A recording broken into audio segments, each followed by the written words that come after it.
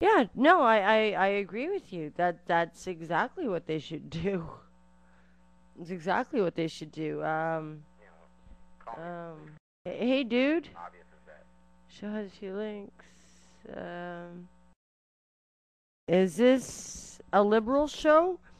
Um, I would say that I probably have a bit of a liberal mindset as far as how you define people politically. But I'm incredibly open minded and just I agree to disagree, and I can disagree without being disagreeable. So I'm not a either you agree with me or you don't know what the fuck you're talking about, bitch kind of person. I'm not like that. Ask Phil. Phil, when I met him, was a Republican. He is a registered Republican. Um, he did vote for. I hope you don't mind me saying this. He did vote for Obama, though. He did vote for Obama, and I certainly didn't convert him. He just seen Phil's too strong-minded to be converted. He just seen the writing on the wall. But everybody might see it differently, and am I a liberal? I consider myself one, yes. Does that mean that I have certain biases? Probably. Does that mean that because you disagree with me, I'm going to disrespect you? Absolutely not. Absolutely not.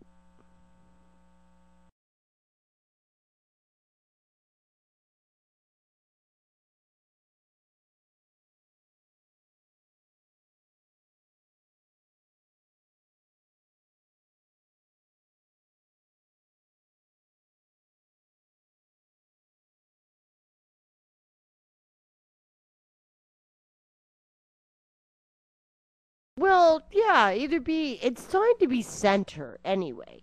Whether you want to go center right or center left, but keep it real damn close to the center because we are the silent majority. See, am I a liberal? Yes, but when it comes to policy, I'm fairly much a centrist. I'm a moderate.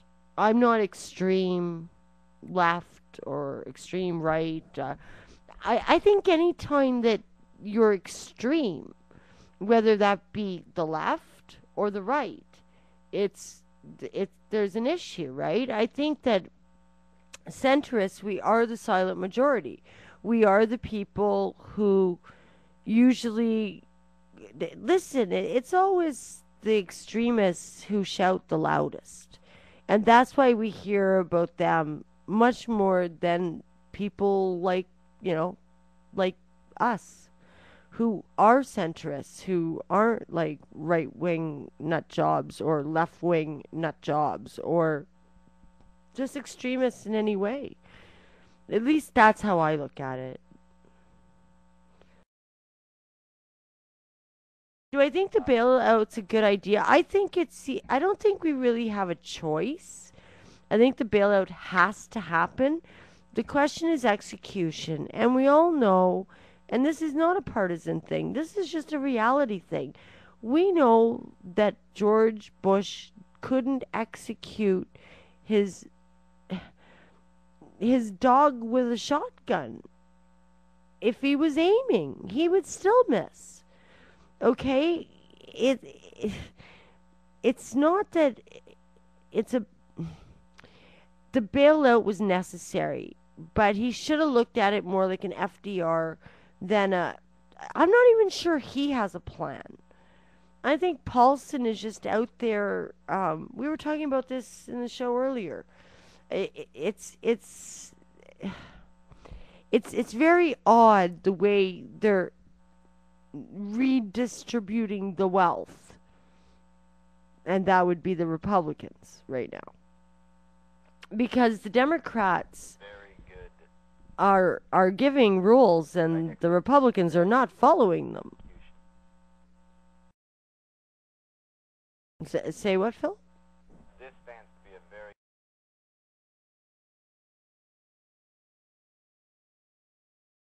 Well, see, good idea. I mean, it's worse and worser, right? There's no good idea out there right now. It's just what's going to be the least painful. Because I don't think that there's a magic pill here that we're going to be able to take and everything's going to be okay. And that doesn't mean that I'm gloom and doom and pessimistic or whatever. I'm a realist, and I just see that for the foreseeable future. At least I think we're looking at 16 to 24 months that things are going to get worse before they get better. But of course, I think we're going to see our way out of this. I mean, sorry, can you hear me? Hello? We hear you. Okay, I pulled the bottom out of the mic. Sorry about that. Yeah, worser. I know it's not a word, but I was just trying to make a point. I was doing a Bushism. But yeah, I make no secret that I supported Obama in the election. And I picked him back when a lot of people didn't even know who he was.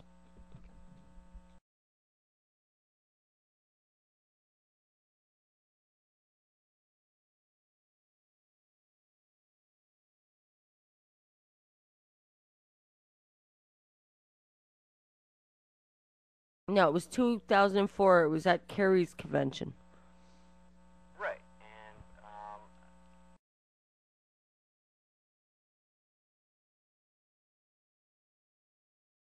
started talking about him, and I go, yeah, and there's this guy.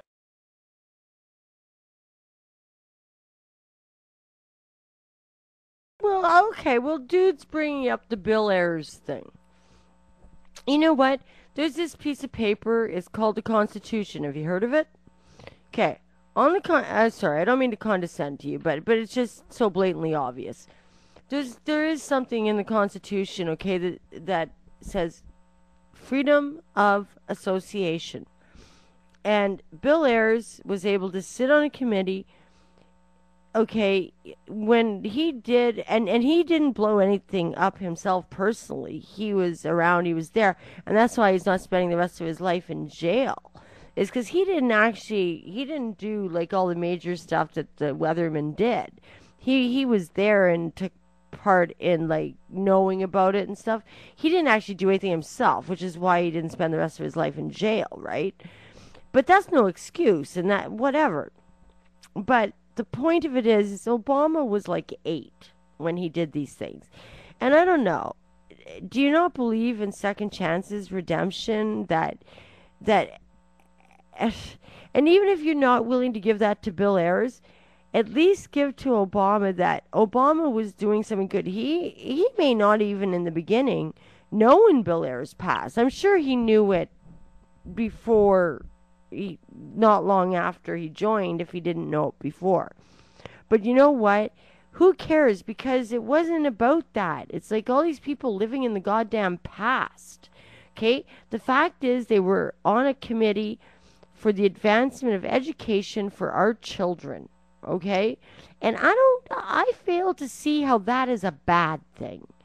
So while he's exercising his constitutional right to a freedom of association, and they might be doing our kids something good, you know what? Think what you want about Bill Ayers, but how do you condemn Barack Obama for that, who was 8 when the Weathermen were around? 8 years old. Come on. I mean, what, do you think Barack Obama wants to go blow up a building?